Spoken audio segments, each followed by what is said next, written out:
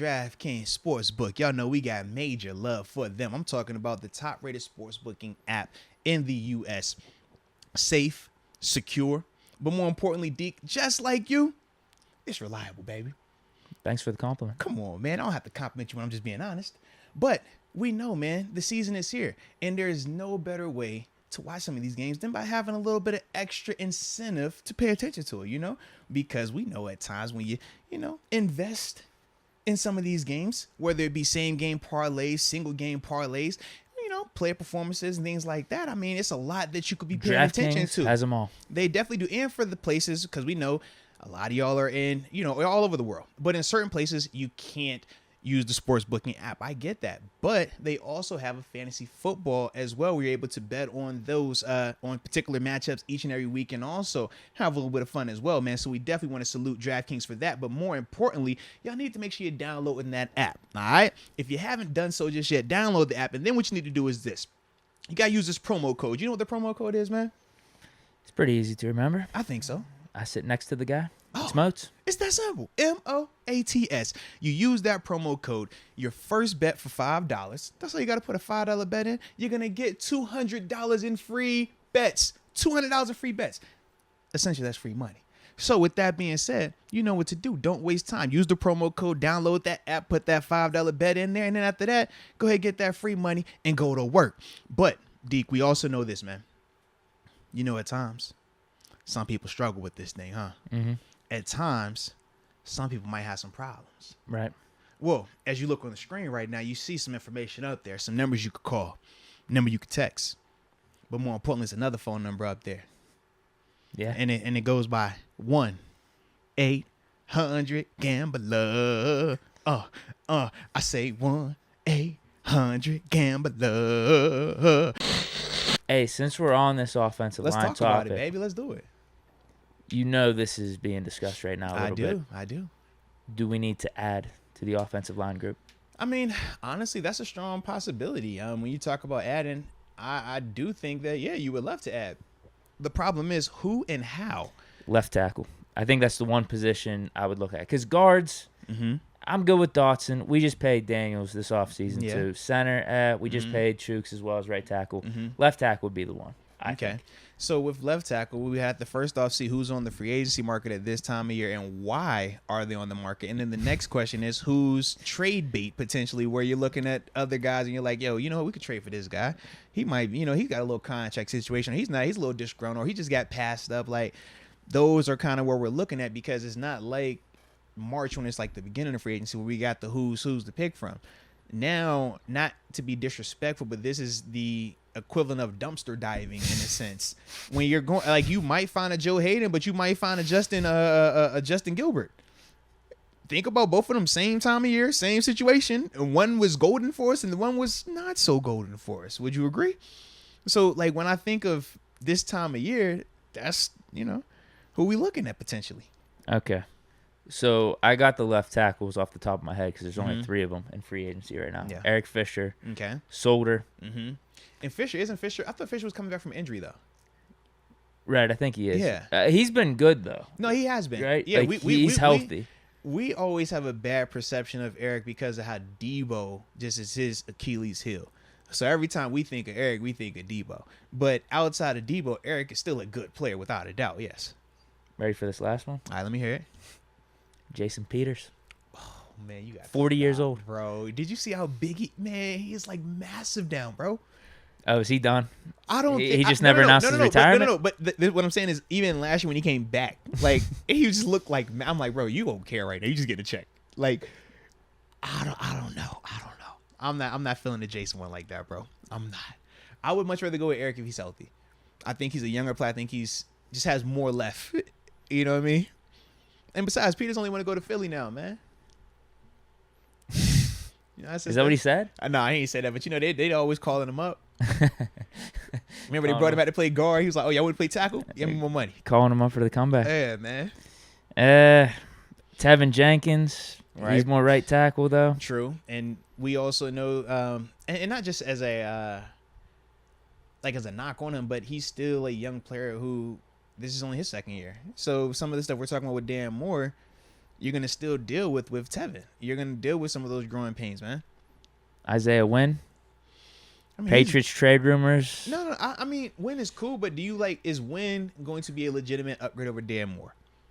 That's where I'm at right now, because yes, Apparently he struggled at left tackle last year. They even switched him to right tackle heading into this season. That's what I'm asking. That's because to me, I'm like, Dan Moore had a horrendous game without a doubt.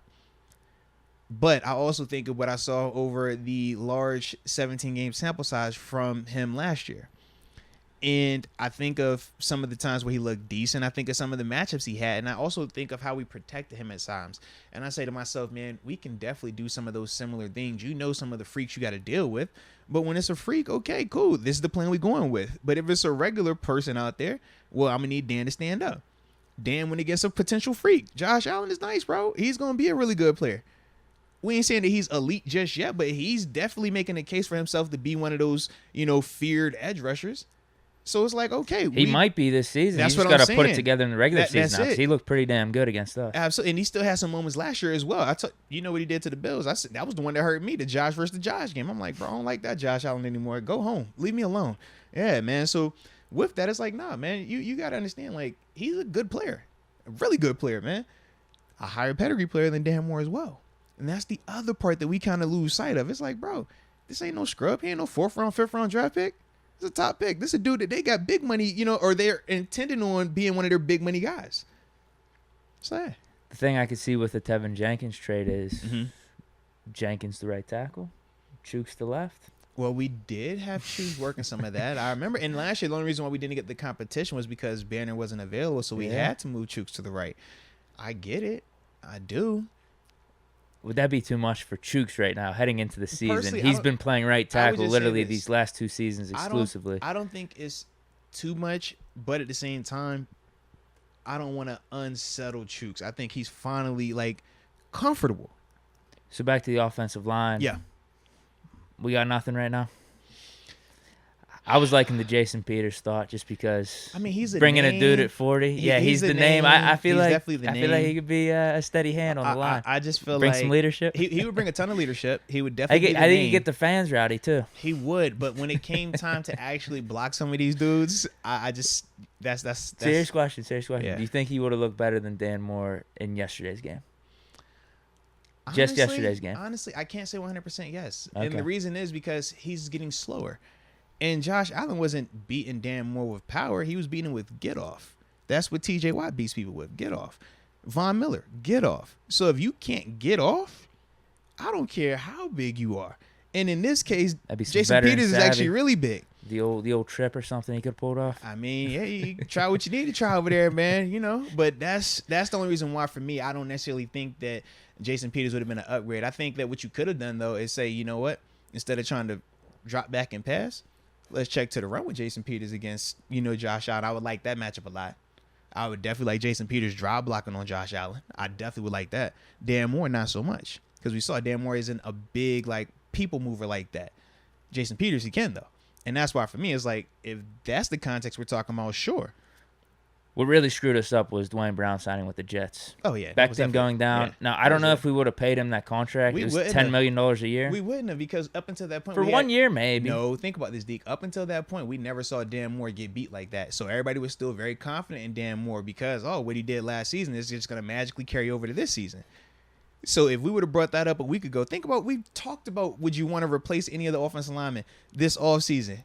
And Dan Moore, you even said, "Nah, I feel good about He's Dan." the only guy, though. I said we got to see how he looks in training camp and preseason. And then if things are going awry, maybe you do bring in someone. And Dwayne Brown was available this whole time, and he should have been available. But Becton got hurt. But you was cool on the Dan Moore. You like, bro, we got Dan. A lot of people felt like that. So now that we finally see him against what is hoping to be some type of nice top end, pass rusher down there in Jacksonville. Now we're over here freaking out. It's like, nah, man.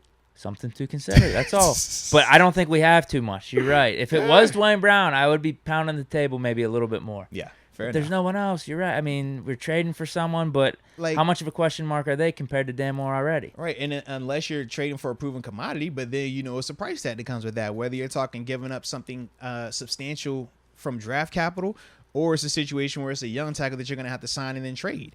or not trying to trade, but trade for and then sign him to a nice deal. Like we were talking about the Roquan situation potentially, which now that's put to bed because he said he's going to play.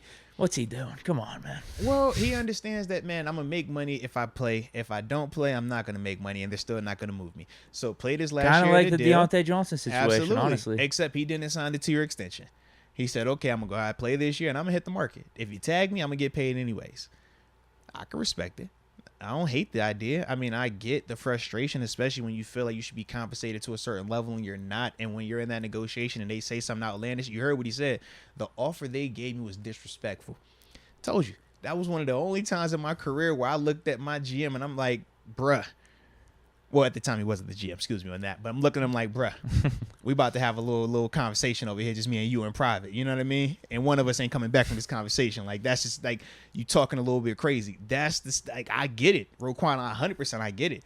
But that's the business. And that's the part where you got to learn to not take it personal. As hard as that is, it is extremely difficult. But you got to learn, man, don't take that personal, bro. Don't take it personal. That's business. They're going to try to get you for the cheap. You're trying to get you for as much as you can. Mm-hmm. You got to find that common ground. Don't take it personal.